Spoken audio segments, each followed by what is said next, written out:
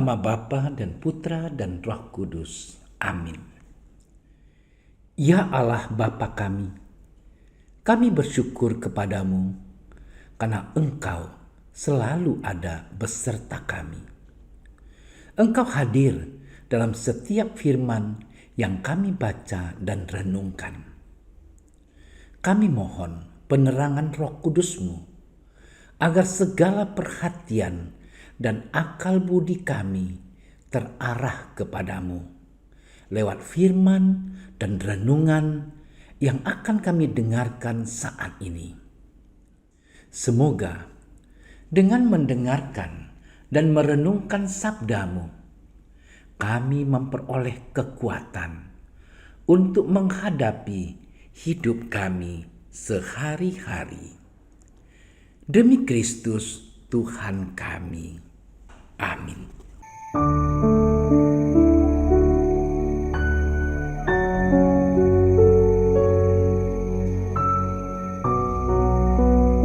Lalu tibalah Yesus dan murid-muridnya di Yeriko.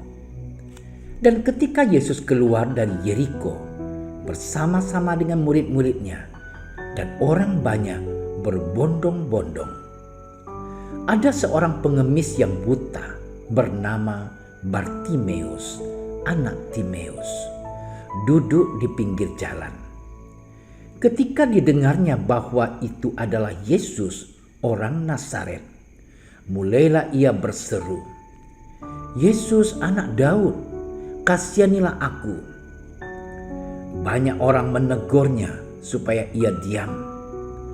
Namun semakin keras ia berseru, "Anak Daud, kasihanilah aku." Lalu Yesus berhenti dan berkata, "Panggillah dia." Mereka memanggil orang buta itu dan berkata kepadanya, "Kuatkan hatimu, berdirilah, ia memanggil engkau." Lalu ia menanggalkan jubahnya, ia segera berdiri dan pergi mendapatkan Yesus. Tanya Yesus kepadanya, "Apa yang kau kehendaki supaya aku perbuat bagimu?" Jawab orang buta itu, "Rabuni, supaya aku dapat melihat."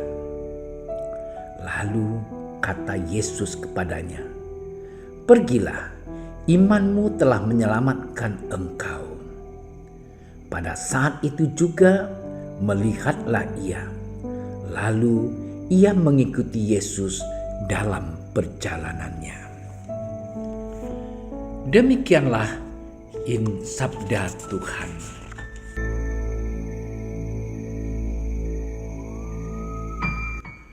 Saudara-saudariku yang terkasih, tak seorang pun di antara kita menginginkan salah satu anggota tubuhnya hilang atau rusak. Semua manusia yang dilahirkan di dunia ini memiliki harapan bahwa semua anggota tubuhnya lengkap sebagaimana mestinya.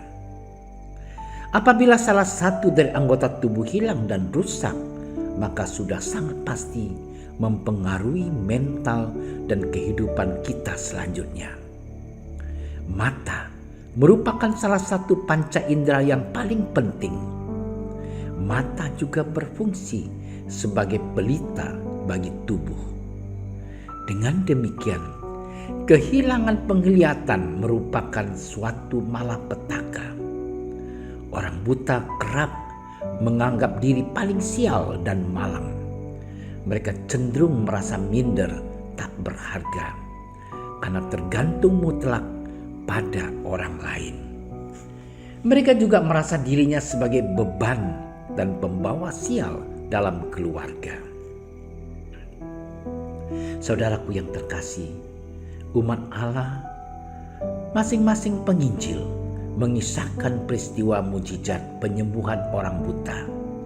Artinya ada nilai penting yang mau disampaikan oleh penulis kepada para pembacanya. Dalam Injil hari ini kita mendengar kisah mengenai seorang buta yang bernama Bartimeus. Pada suatu kesempatan, Yesus ikut bersama orang banyak dalam perjalanan ke Yerusalem untuk merayakan Paskah. Kesempatan seperti itu menjadi momen penting bagi orang buta untuk mengemis sepanjang jalan. Karena jalan menuju ke Yerusalem itu sangat ramai dikunjungi oleh para peziarah. Kehadiran Yesus selalu menarik perhatian banyak orang. Kemanapun Yesus pergi, orang banyak selalu mengikutinya.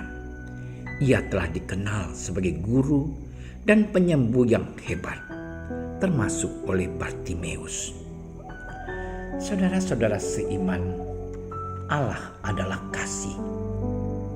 Seluruh isi kasih dan cinta kasih Allah tersebut terrealisasi di dalam pribadi Yesus Kristus. Yesus adalah gambaran kasih Allah yang nyata. Hatinya mudah tergerak oleh belas kasihan. Jeritan orang malang dan miskin tidak pernah luput dari pandangannya. Yesus selalu mengangkat dan memulihkan derajat orang-orang yang dianggap termarginalkan dalam lingkungan masyarakat, seperti Bartimeus. Yesus memberikan harapan bagi Bartimeus untuk melanjutkan kehidupan yang baru.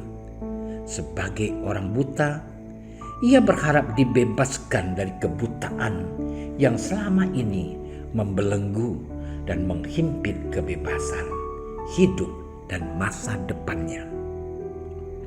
Saudara-saudari yang dikasihi Allah, berkat imanlah Bartimeus mengalami pembebasan dari segala kuk dan kesuraman hidup, yaitu iman akan Yesus Kristus. Yesus menuntut iman karena iman adalah pintu bagi kita untuk dapat mengalami, merasakan, dan menerima karya-karya Allah yang begitu besar dalam hidup kita. Sama seperti Bartimeus, kita pun tidak akan melihat terbitnya fajar dan cakrawala baru jika mata dan hati kita buta oleh kesombongan dan keangkuhan manusiawi kita. Sikap rendah hati dan keterarahan hidup kepada Allah lah yang menjembatani Bartimeus untuk melihat karya Allah dalam sejarah hidupnya. Saudara-saudariku yang terkasih, ungkapan Yesus, "Pergilah, imanmu telah menyelamatkan engkau," mengandung unsur kuasa. Artinya, penyembuhan di sini bukan lagi sebatas penyembuhan kebutaan lahiriah, kebutaan mata, melainkan penyembuhan kebutaan hati dan kebutaan iman. Bartimeus melihat bahwa Yesus mesti diikuti dalam iman. Kisah Bartimeus menjadi sindiran halus bagi para murid yang kendati matanya melek, tetapi terkadang hati dan imannya buta. Mereka sering gagal melihat atau mengenal siapa Yesus sesungguhnya yang sudah sekian lama mereka ikuti.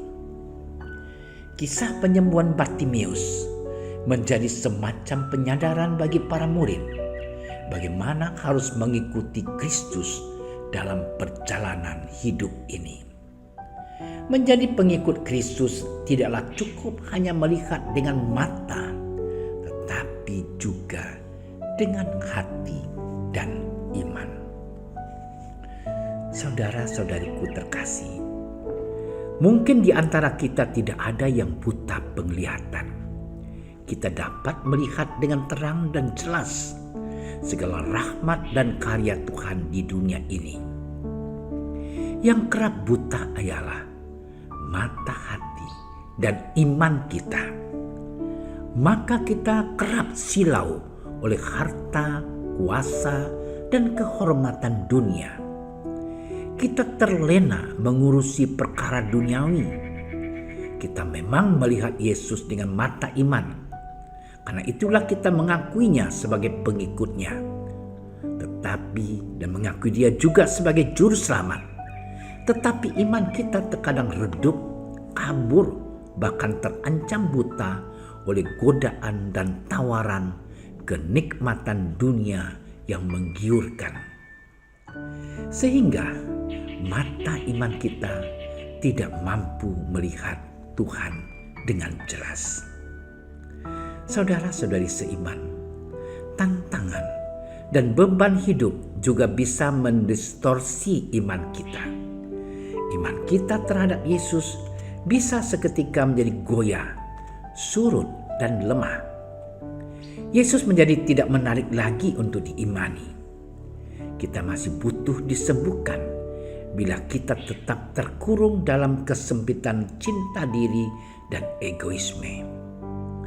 Mari belajar seperti Bartimeus yang tidak pernah lelah berserah dan berharap serta memohon Tuhan supaya aku dapat melihat. Dengan keyakinan itu, kita tidak hanya melihat dengan mata, tetapi melihat juga dengan mata hati dan mata iman.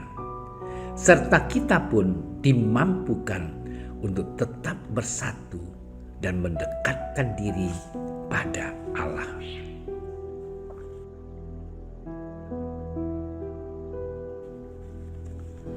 Allah yang Maha Baik, kami tahu bahwa Engkau tak pernah meninggalkan kami. Engkau selalu hadir dan setia menemani hidup kami, kapan dan dimanapun kami berada.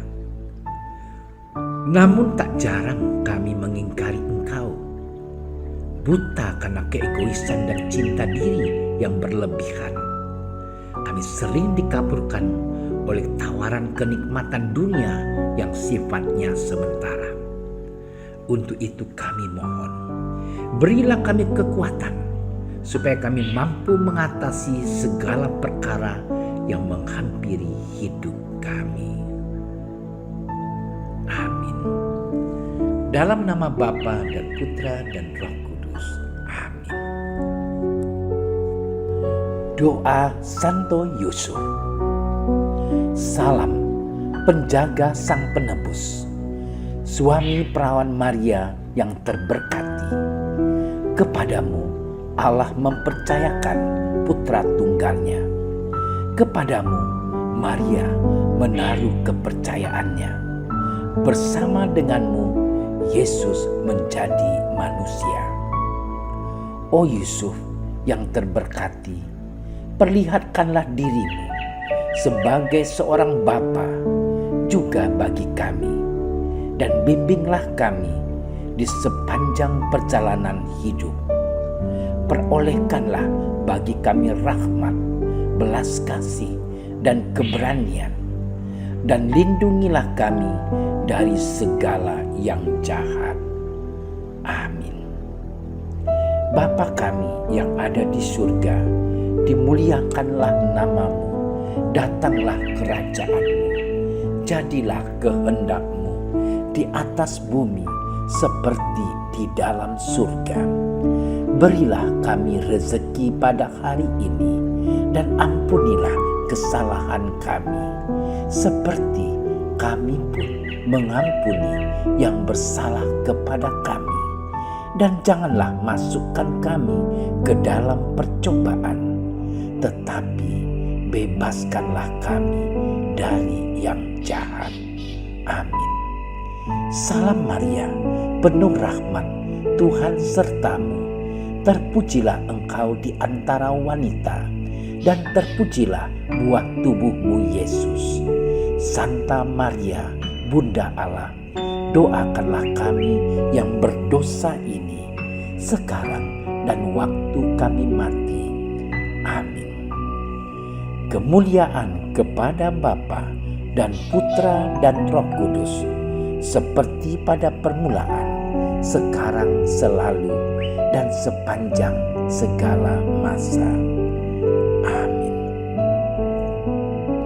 Terima kasih sudah menyaksikan renungan hari ini. Jangan lupa like, subscribe, dan aktifkan tombol loncengnya agar Anda yang pertama mendapatkan notifikasi updatean renungan harian dari Komsos Keuskupan Padang. dan bagikan ke sosial media agar saudara-saudara kita dapat mendengarkan dan merenungkan firman Tuhan.